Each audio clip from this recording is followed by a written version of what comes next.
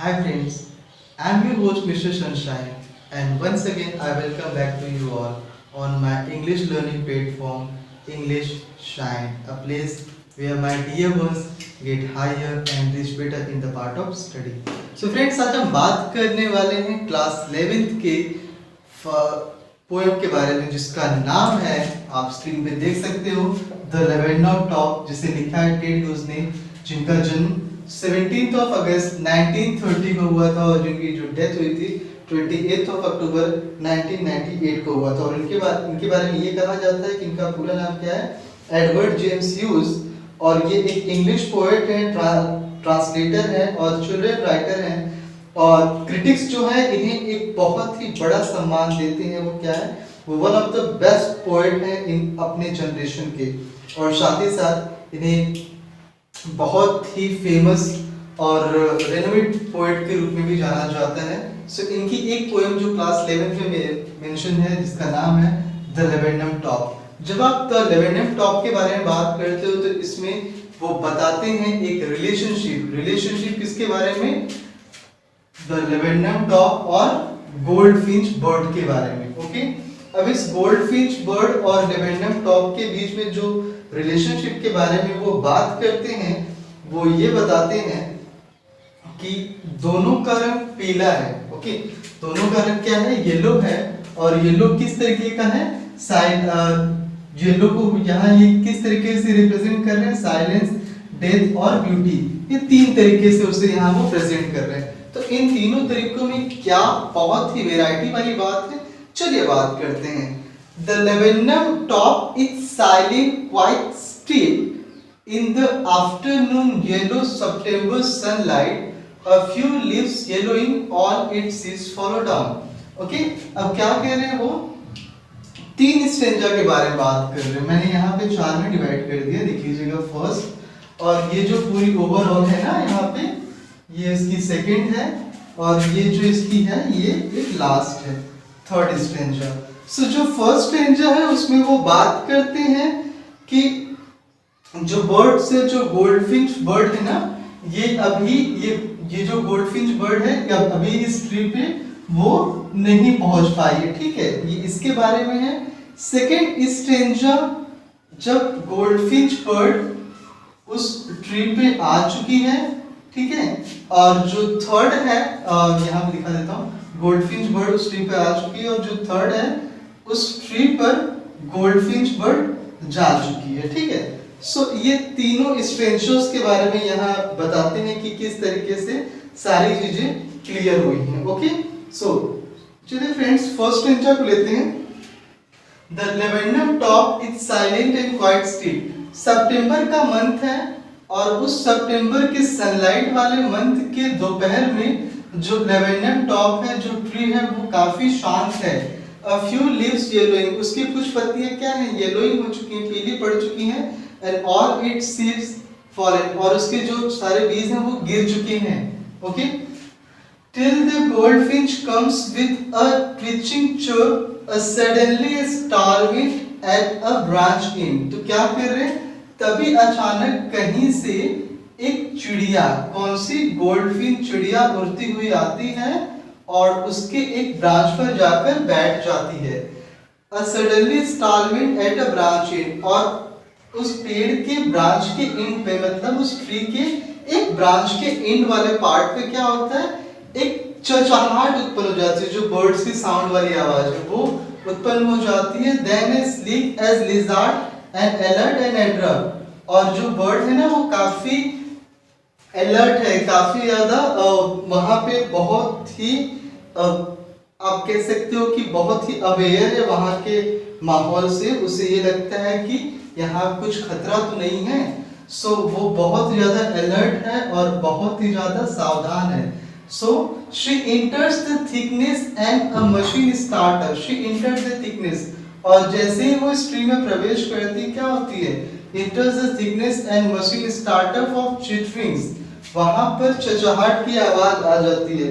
चहचहाहट की आवाज किस तरीके से आ जाती है, जो जितने सारे बर्ड्स हैं उसके, मतलब ये क्या है, एक मदर बर्ड है, और उसके जो यंग बर्ड्स हैं, उसके चूजे हैं, वो क्या कहते हैं, चहचहाने की आवाज करने लगते हैं। And tremor of wings and thrillings, the whole tree trembles and thrills।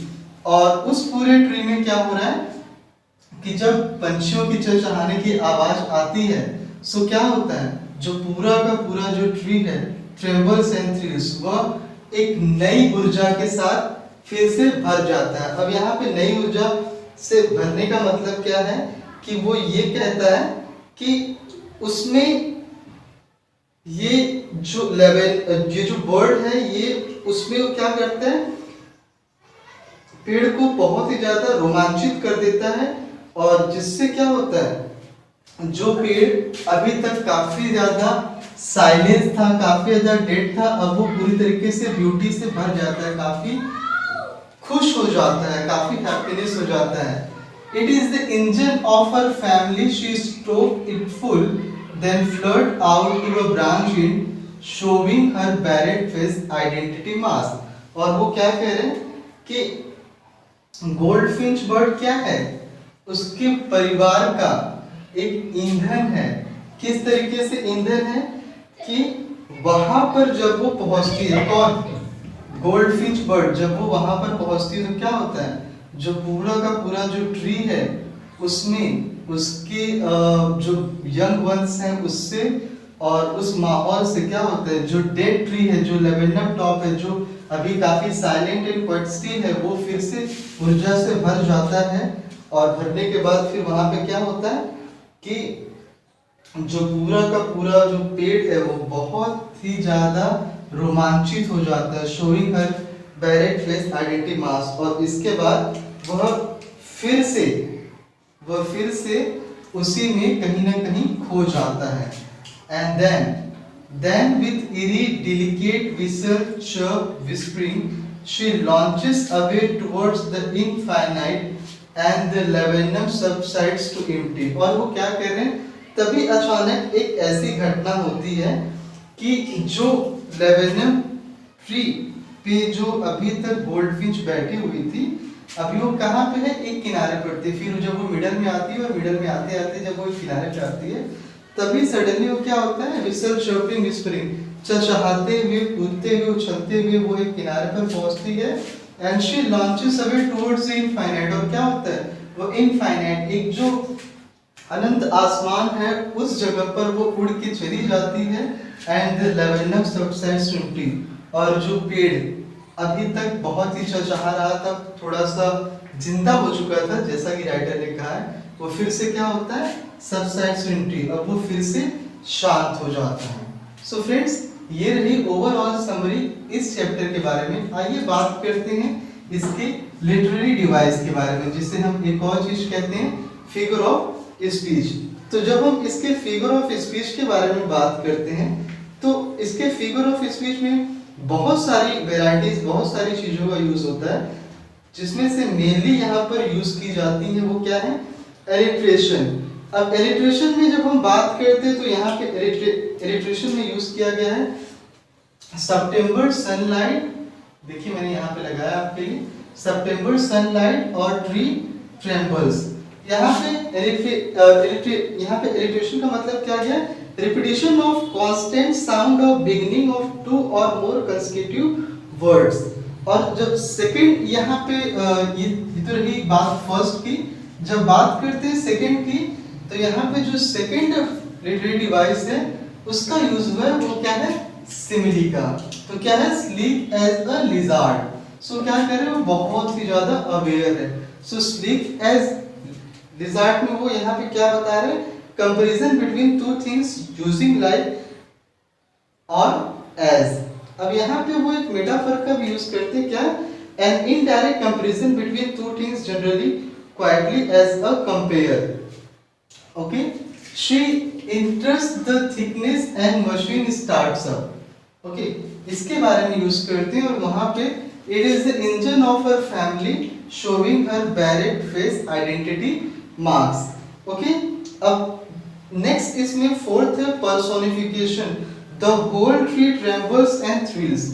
यहाँ पे आप देख सकते हो, the whole tree trembles and thrills. Personification का मतलब क्या होता है कि हम किसी चीज का मानवीकरण करते हैं।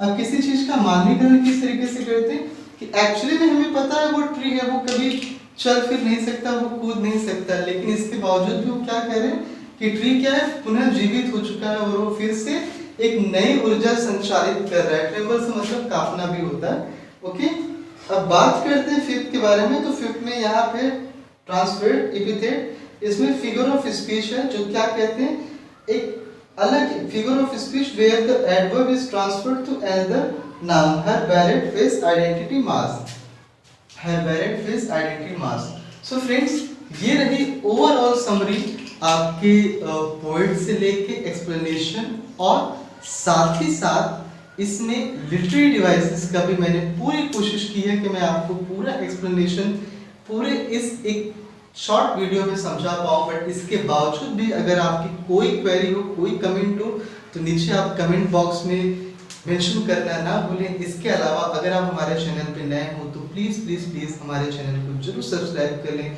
आपको इसी तरीके के इंग्लिश के और सारे ढेरों अपडेट्स मिलते रहेंगे आपके लिए। हमारे चैनल के राइट साइड में सब्सक्राइब बटन है, उसे भी आप दबा लें। तब तक के लिए अपना ख्याल रखें और जय हिंद।